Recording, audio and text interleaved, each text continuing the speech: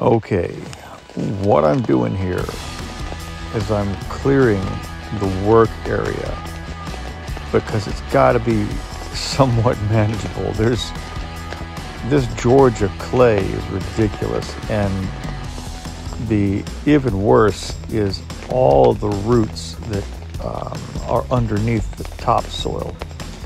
So the topsoil itself is really, as you can see, kind of dusty. There's no wind at the moment.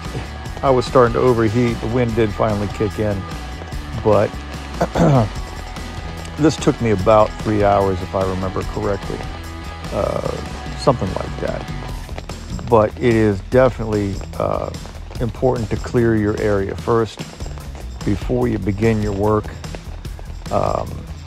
so that you can see what you're working with. And I'm extending the work area beyond where I'm actually going to be digging.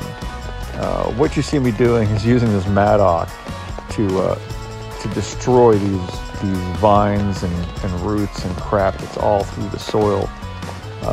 We discovered, by the way, that this property at some point had underneath the soil there's some charcoal. So that charcoal, and there's some black areas. So clearly there was a fire at some point, not necessarily where I'm at, but further toward the other direction. And so that's going to be good topsoil for the garden when I do that. But anyhow, I'm definitely there's the wind kicking in right there. I was so glad to have a breeze. You can see the smoke off in the distance at some point from my fire pit. But yeah, this definitely has to be cleared first. And the umbrella is to cover my phone because the phone would have overheated in the sunlight, because that's what's recording this.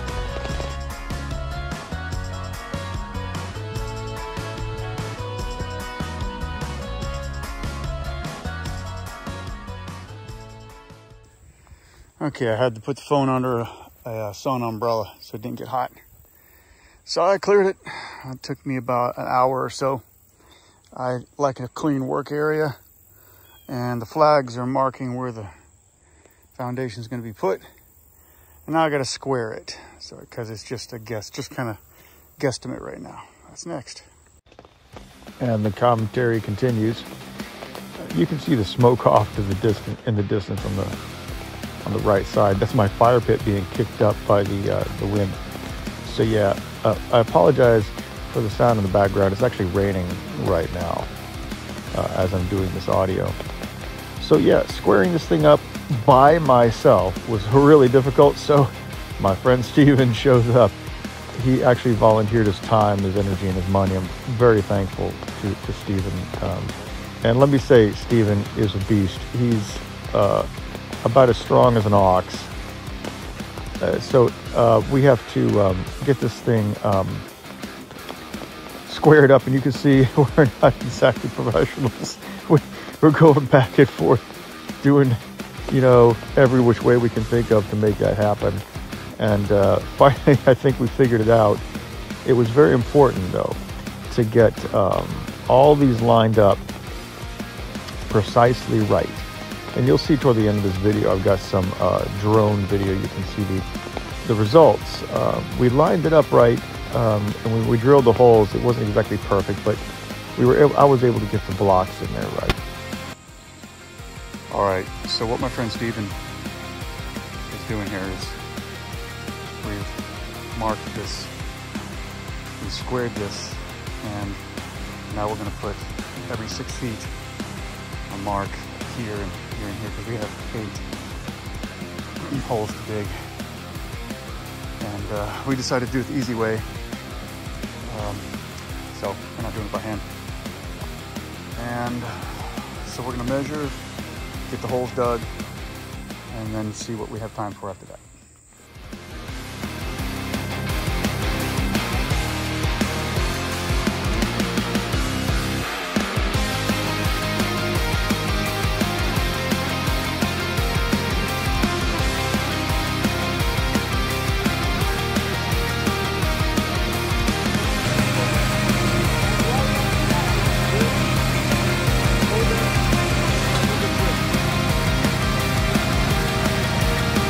we had done with the blocks is because this thing is faced downhill, we had to keep it from moving on it while we were operating it. I don't know how this could be a one-man operation. This seems way too skilled to work with by yourself.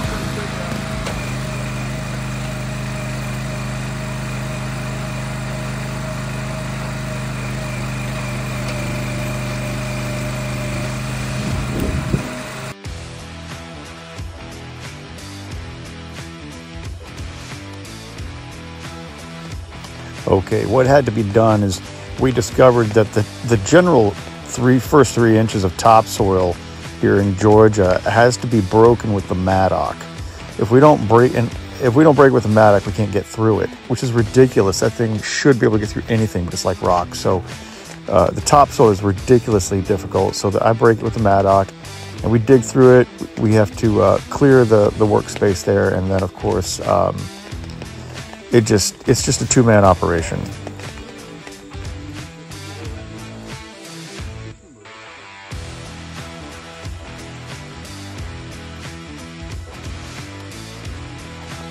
All right, what we're discovering here is that this is being our first hole. We're kind of discovering that we're totally amateurs. We have no idea what we're doing. So the first thing I got to do is figure out, does this thing fit in this hole? It's an 18-inch auger, and that literally is an 18-inch block. But we're putting a square peg into a round hole. Doesn't work that way. So what I ended up doing, of course, is digging out the square. And we started doing that with the post hole digger, which actually is the best thing to use. Everything else was just more difficult than necessary. So this is just kind of us experimenting to figure out, and he's using the trench digger now this time. It's just too much trouble. You only need to get the bottom part squared up, is what I discovered later. And it went pretty fast after that.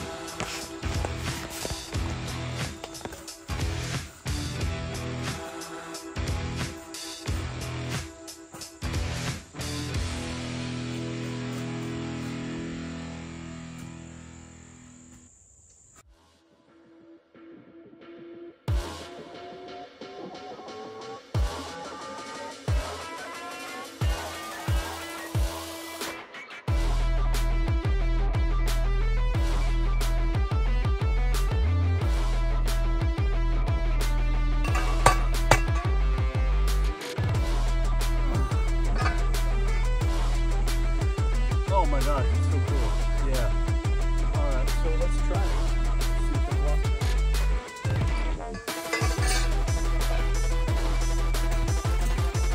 Of course, that's a bad angle to try to do it.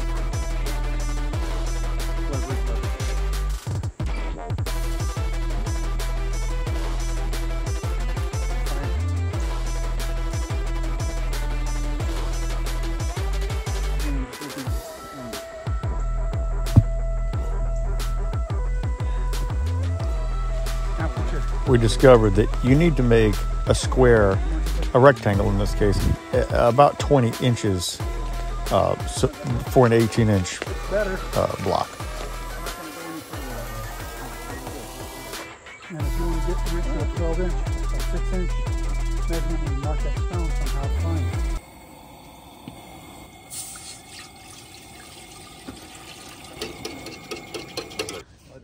All right, here we are again.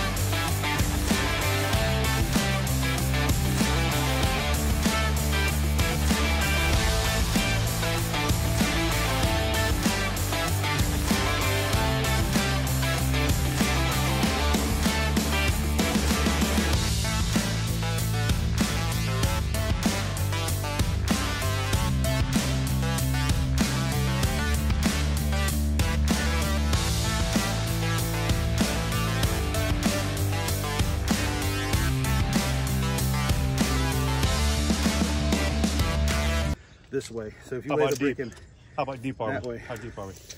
Well, to the top of that, we're 23. We could go more. A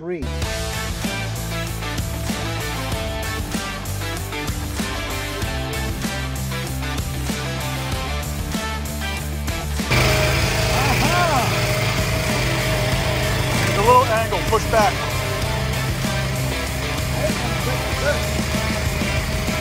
You got one more, you get a little more.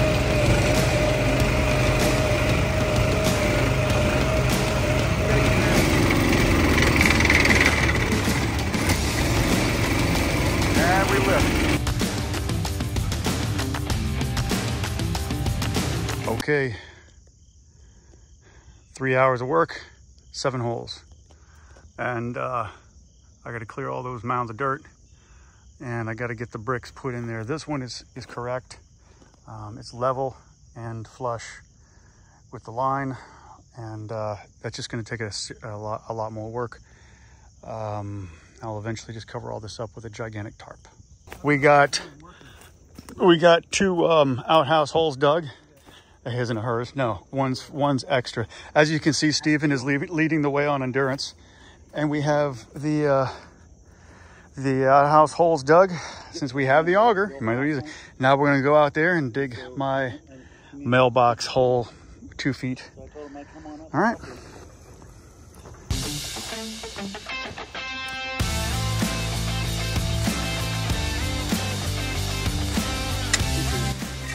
All right, this is kind of an exciting moment for me because it took forever to get the process done for me to get a house number. And I'm kind of happy to get this mailbox post put in there. I'm officially part of the neighborhood as soon as I put that mailbox up, which I'll show you at some other time. But what we did is we put rocks at the bottom because this thing was full of rocks from the road when it was built.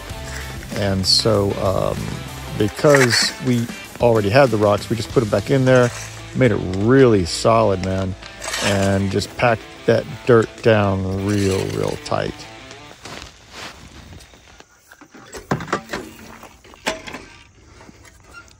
About 4 feet.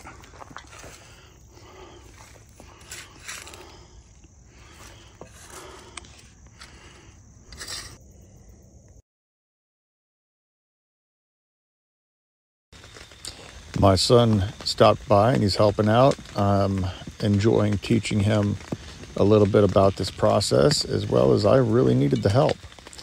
He helped me finish the holes, and we put all the bricks in and covered it up. Hey, we got it done over there. I covered it up with a tarp because it's raining. But the foundation blocks are 3 inches thick. They're kind of paver stones, but they're solid. They're 3 inches thick, and we spent all day doing this from morning to night. This has been a long process, but we got them all done, and they are leveled and measured and ready to go. And I also got the post in the ground for the mailbox, which I think I am quite happy to have after having to go to the post office for so long now. That thing is solid. All right, it's time to shave and look like a human being again.